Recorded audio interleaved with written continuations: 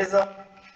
Vamos aqui dar continuidade ao combo do CTB, tá certo? A legislação de trânsito. Peço já que você se inscreva no canal, deixe o seu like, compartilha com a galera, para que os candidatos também tenham acesso a esse conteúdo. E na descrição do vídeo tem um grupo no WhatsApp, onde vocês poderão receber esse conteúdo gratuitamente. E também tem o link da nossa página no Instagram. Segue lá e se inscreva no canal, deixa o seu like, beleza? Vamos lá. Em relação à segurança viária, julgo o item a seguir. A utilização do cinto de segurança, um dispositivo reativo, cujo objetivo é de que, quando ocorre qualquer tipo de parada brusca ou colisão, evitar que o condutor e passageiro se choquem com as partes internas do carro e sofra lesão, seja elas leve ou grave, garante que nenhum dano ocorrerá. Certo ou errado? Vamos lá. Essa questão fala da direção defensiva, né? E o cinto de segurança existe sim para limitar a movimentação dos ocupantes de um veículo em caso de acidente na freada brusca.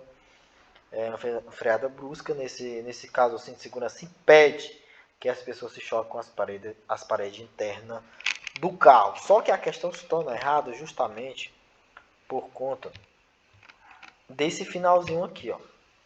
Desse finalzinho aqui, o cinto de segurança garante que nenhum dano ocorrerá. Sim, ele não vai garantir que nenhum dano ocorrerá. Claro que não. Sabe por quê? Porque o cinto de segurança é para reduzir a gravidade de possíveis lesões. É reduzir. Não é garantir que nenhum dano ocorrerá. Tá bom? Então a questão se torna errada justamente por causa desse final. Beleza? Vamos lá. Segundo.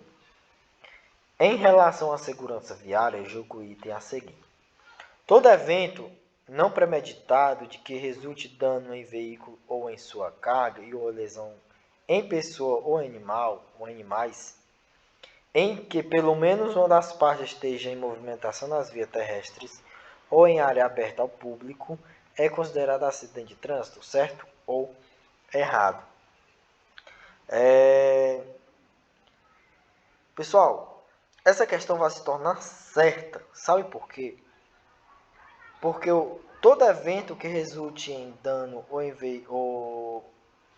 dano ao veículo ou em carga ou em lesão corporal em pessoa, animais ou trazer danos materiais ou prejuízo ao trânsito, a via ou meio ambiente em que pelo menos uma das partes esteja em movimento nas vias terrestres ou em área aberta ao público. Lembrando que essa definição se tornou antiga, tá bom? A definição apresentada na questão era antiga, tá certo? Era antiga, mas nem por isso atendemos que agora esteja errada, nem por isso. Então, teve a atualização? Teve. A ABNT atualizou em 2021. Só que a questão se torna certa, não tem por que a questão se tornar errada, tá bom? Então a questão é certa, só mudou a questão da nomenclatura, da questão que é bem antiga, só que não mudou nada, só a nomenclatura do sinistro de trânsito, tá certo? Agora é sinistro de trânsito, beleza? Vamos lá, então a questão tá certa, essa nomenclatura mudou, mas a questão permanece correta, tá bom? Vamos para a nossa terceira questão. Em referência ao Código de Trânsito Brasileiro, julgo o item a seguir. Considera-se que o motorista profissional de certa empresa tenha dirigido por 4 horas e meia ininterrupta um veículo de transporte rodoviário de carga e que depois desse período ele tenha descansado por 30 minutos, retornando ao volante após o descanso. Nessa situação hipotética, é correto afirmar que o período de descanso utilizado pelo motorista está em desacordo com o período de descanso do CTB? Vamos anotar aqui as palavrinhas-chave. Será que está em desacordo? O motorista, dirigiu por 4 horas e meia ininterrupta em um veículo de transporte rodoviário de carga, que depois desse período ele tenha descansado por 30 minutos. Lá no artigo 67, no artigo 67C, fala que é vedado ao motorista profissional dirigir por 5 horas e meia ininterrupta veículos de transporte rodoviário coletivo de passageiro ou de transporte rodoviário de carga. Serão observados 30 minutos para descanso dentro de cada 6 horas na condução do veículo de transporte de carga, sendo facultado o seu funcionamento e de tempo de direção desde que não ultrapassado as 5 horas e meia. Então essa questão se torna errada, beleza? Vamos seguindo. Nossa quinta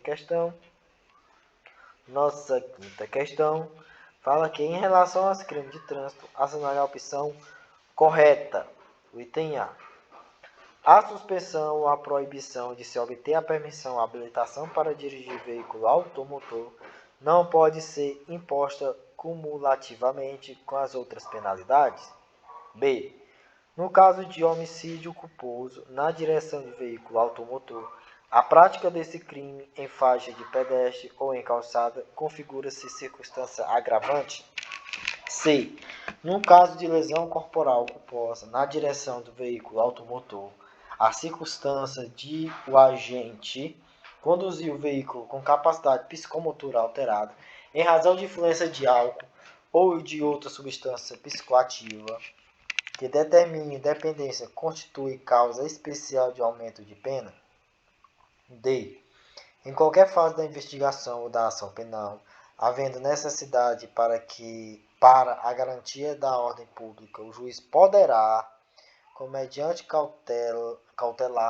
medida cautelar, de ofício ou requerimento do Ministério Público, ou ainda mediante representação da autoridade policial, decretar em decisão motivada a suspensão da permissão ou habilitação do acusado para dirigir veículo automotor ou em proibição da sua obtenção. E o item é inconstitucional a imposição da pena de suspensão de habilitação para dirigir veículo automotor ao motorista profissional condenado por homicídio culposo no trânsito, haja vista a ilegítima violação ao direito ao exercício da atividade profissional. Lá no artigo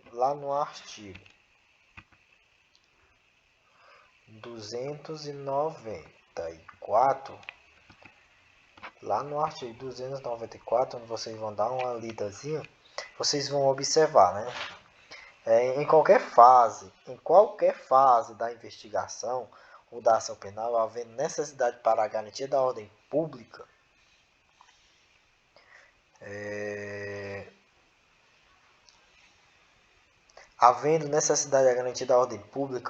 poderá o juiz, como medida cautelar, e aí vai seguindo, aí parágrafo único, da decisão que decretar a suspensão ou a medida cautelar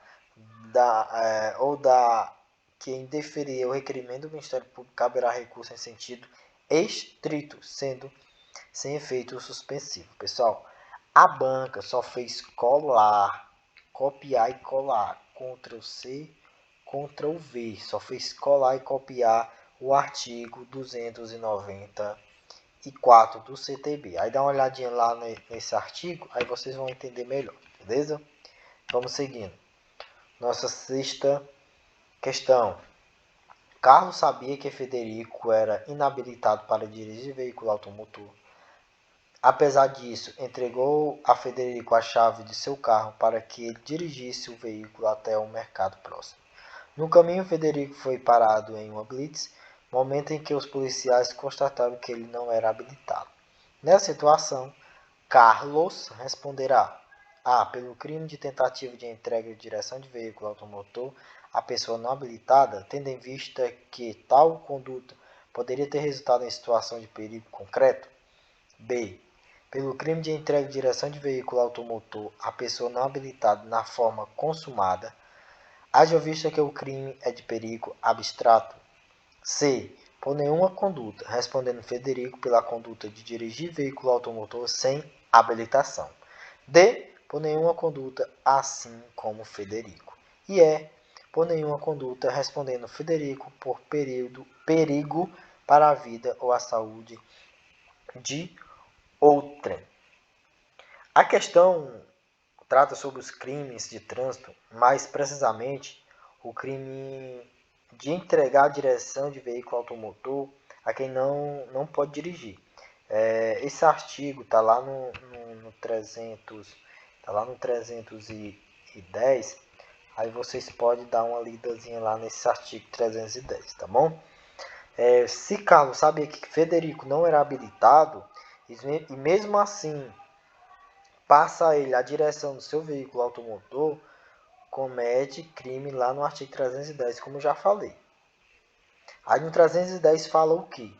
Fala que permitir, confiar ou entregar a direção de veículo automotor à pessoa não habilitada, com habilitação cassada ou com o direito de dirigir suspenso, ou ainda a quem por seu estado de saúde física ou mental, ou por embriaguez, não esteja à condição de conduzir com segurança. Isso dá pena, tá certo? As penas de detenção de 6 meses a 1 ano ou multa, tá certo? O que podemos ressaltar é o seguinte: se por acaso Federico conduziu o veículo gerando perigo de dano, aí sim ele, o Federico, responderá pelo crime. No 309, dirigir veículo automotor em vias públicas sem devida permissão para dirigir veículo automotor ou ainda se cassado o direito de dirigir, garante perigo de danos, tá certo? Então essa resposta ela é bem assim. Se Federico dirigir veículo automotor gerando perigo de dano, ele responderá por 309. Só como ele não gerou perigo de dano, ele responderá por 310. Tá certo? Aí dê uma olhadinha nesses dois artigos, 309 e no 309 e no 310, tá certo? 309 no 310. Dê uma olhadinha nesses dois artigos. Vamos seguindo.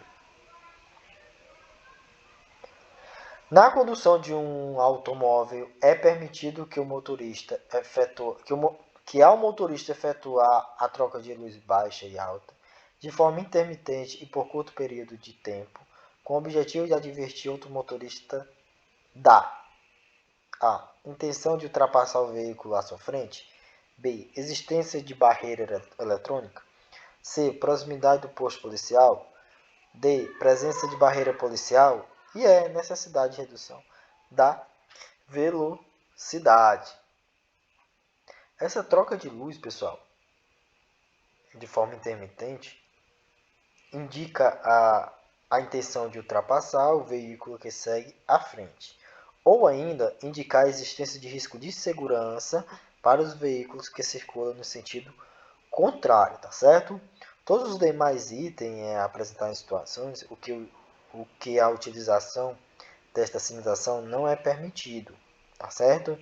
Para barreira eletrônica, posto policial, barreira policial, redução de velocidade, isso dessa forma não é permitido, tá certo? Só é permitido a troca de luz baixa e alta para a intenção de ultrapassar o veículo à frente e também indicar a intenção de risco de segurança nas vias, nos veículos que circulam na via contrária, tá certo? No artigo, para vocês fixar esse conteúdo a mais, no artigo 40, o uso de luz em veículo obedecerá a seguinte determinação, né? A troca de luz baixa e alta de forma intermitente por curto período de tempo, com o objetivo de advertir outros motoristas, tá certo? No 40. Só poderá ser utilizado para indicar a intenção de ultrapassar o veículo que segue à frente, como eu já falei, ou ainda indicar a existência de risco de segurança. Aí vocês dão uma lida no artigo 40 para fixar mais o conteúdo de vocês, beleza? Aí depois disso, se inscreva no canal, deixa o seu like, tá certo? Vocês estão assistindo o vídeo e não estão se inscrevendo, pô. Se inscreva aí no canal, deixa o like aí de vocês, beleza? Vamos seguindo para a 8ª questão. Com relação aos crimes de trânsito, assinale a opção correta com base no CTB. A. Homicídio culposo, quando praticado por motorista profissional, justifica a substituição da pena acessória de suspensão do direito de dirigir por outro reprimenda. B. A imposição da penalidade de suspensão do direito de dirigir de veículo automotor caracteriza a ofensa direta à liberdade de locomoção do paciente, sendo cabível habeas corpus. C. O crime de lesão corporal culposa absorve o de direção sem habilitação por protegerem o âmbito do mesmo bem jurídico. E o último, justificar a imperícia que ocasiona o primeiro. E D.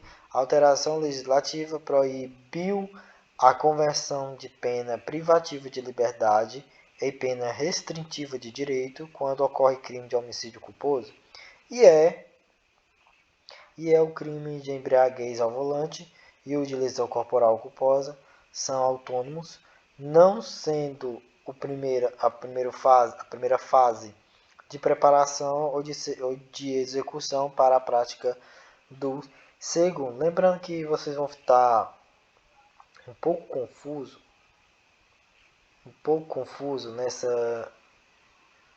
nesse gabarito. O gabarito C, pessoal, os crimes citados protegem bem o jurídico diferente, tá certo? No caso, a falta de habilitação será um aumentativo de pena quando não reconhecida autonomia de desígnio. O crime de lesão corporal culposa, lá no artigo 303, observa o direito de direção sem habilitação e no 309, tá certo? O funcionamento este como causa de aumento de pena está no 303, parágrafo único. A E está correta justamente que é possível que o condutor responda pelos dois crimes, de acordo com o STJ, tá certo? É inviável o reconhecimento da consumação do delito previsto no 306 pelo seu artigo 303, tá certo? Que é a lesão corporal na direção do veículo automotor. Quando não constitui meio para a execução do outro, mas é evidente a infração penal autônoma, que tutelam bem jurídico distinto, tá certo? No nosso gabarito é o item E, beleza? Vamos seguindo. 9 questão. Julgue o próximo item relativo à alcoolemia, substância psicoativa e exame toxicológico. Condutores com registro de habilitação nas categorias C, D e E, com idade inferior a 75 anos, dirigindo o veículo da respectiva categoria, devem ser fiscalizados quando a validade do exame toxicológico. Vamos lá. Vocês vão ler o artigo 400, vão ler o artigo 400, olha, 140, desculpa aí, 400, tô ficando doido, né? Vocês vão ler o artigo 148A, que os condutores da categoria C, D e E deverão comprovar resultado negativo em exame toxicológico para a obtenção da renovação da Carteira Nacional de Habilitação, tá certo? O exame de que trata este artigo buscará inferir o consumo de substância psicoativa, que comprovadamente comprometa a capacidade de direção e deverá ter janela de detenção mínima de 90 dias, tá certo? De acordo com a norma do CONTRAN. Além da realização dos exames previstos no caput, desse artigo, como eu já falei, os condutores da categoria C, D e E com idade inferior a 70 anos, não é 75, é 70 anos, serão submetidos a 9 exames a cada período de 2 anos e 6 meses, tá certo? Então não é 75, é sim 70, beleza? Não é 75, é 70.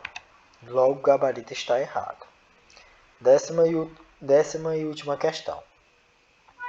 Julgue o próximo item, relativo à alcoolemia, substância psicoativa e exame toxicológico.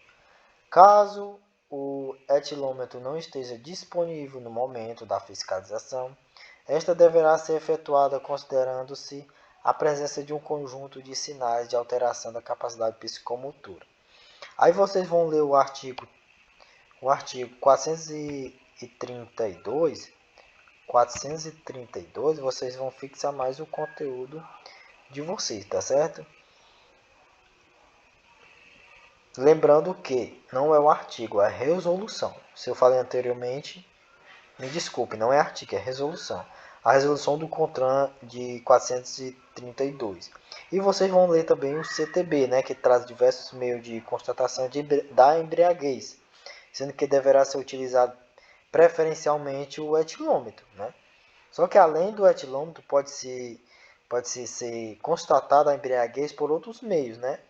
Que é o primeiro que eu já falei, que é o etilômetro, né? Também o exame de sangue, exames clínicos por meio do médico ou de perícia, né? Do perito. E também um conjunto de sinais, né? Constatado pelo agente, né? Se o condutor apresenta aquele sinal de embriaguez, aquele tom de fala, né? Aquele odor, beleza? Também tem os meios de prova direto admitido, tá certo?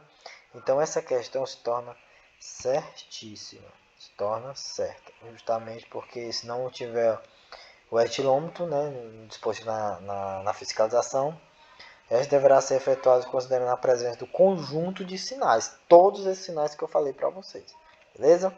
Então pessoal, muito obrigado por você ter assistido a minha aula, que você se inscreveu no canal, muito obrigado. Você que deixou o like também, nosso muito obrigado. E você que não se inscreveu ainda, se inscreva no canal, beleza? Deixe seu like e também compartilhe aí com a galera. Valeu pessoal, até a próxima aula.